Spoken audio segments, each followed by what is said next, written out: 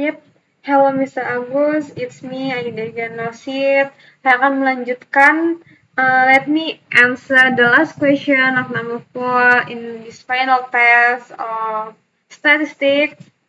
The last question is about the hypothesis test. Di sini kita telah menyiapkan data yang telah diberikan. Nah, untuk menentukan hipotesis tes ini kita akan menggunakan data post-testnya saja dari eksperimental class dan control class. Nah, untuk menentukan hipotesis tesnya, kita akan menggunakan metode Mann-Whitney. Why? Karena dari previous test yang kita lakukan hasilnya adalah homogen namun tidak normal. That's why kita akan menggunakan metode Mann-Whitney. Oke, here we go. Ini data yang telah disiapkan dan SPSS juga telah dibuka. Kita langsung saja ke first step. Dari data ini kita di tampilan variable view. Di base pertama kita akan ketik score. Kemudian lanjut di bawahnya kita ketik kelas. Jangan lupa setelah itu kita desimalnya ubah ke 0. Kemudian atas bawah kita ubah ke 0. Nah, step selanjutnya di bagian value, di baris kedua non ini, di titik 3 ini kita klik. Nah, ini mirip seperti yang sebelumnya. Dari sini karena kita post test saja, jadi akan ada 2 nomor yang akan kita ketik. Di sini kita ketik 1, yang di sini bawahnya di label kita akan ketik experimental class post test. Kita add. Kemudian yang kedua, di labelnya kita ketik eksperimental. Maksudnya yang kedua, seperti bagaimana di data, kita akan ketik control class post test.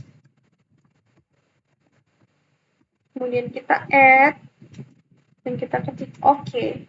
Setelah kita lakukan di tahap variable view, kita akan move to the data view. Di bagian ini seperti mirip juga seperti yang tadi, karena kita telah mengisi 1 dan 2 tadi, jadi kita akan pindah ke datanya dan kita akan menyalin data experimental class dan control class yang bagian post testnya saja, sebagaimana yang tadi.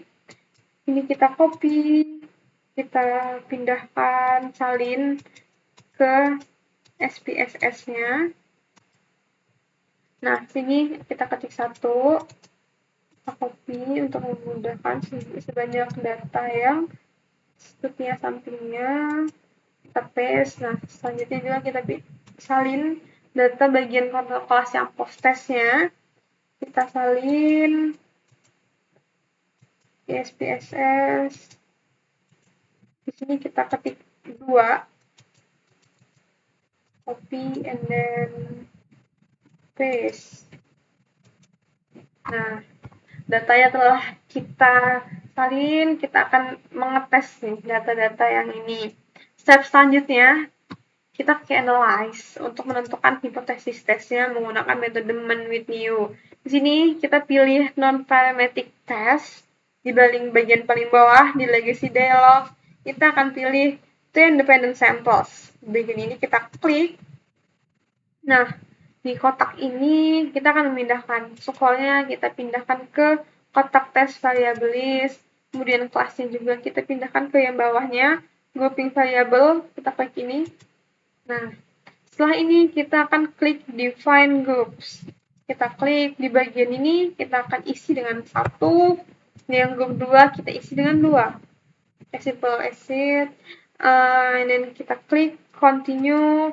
As you know, kita menggunakan test type-nya Mann-Whitney, jadi jangan lupa untuk checklist menyentang Mann-Whitney.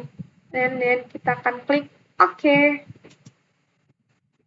Nah, ini adalah hasilnya. Di sini kita bisa menentukan sesuai dengan kriteria metode Mann-Whitney. Di sini kita fokus ke tabel yang kedua. Di bagian yang asymptotic ini, kita akan lihat sini hasilnya adalah 0,004. Nah, kriterianya yaitu jika hasilnya itu lebih dari 0,05, maka atau null hipotesisnya diterima karena tidak ada pengaruh yang signifikan.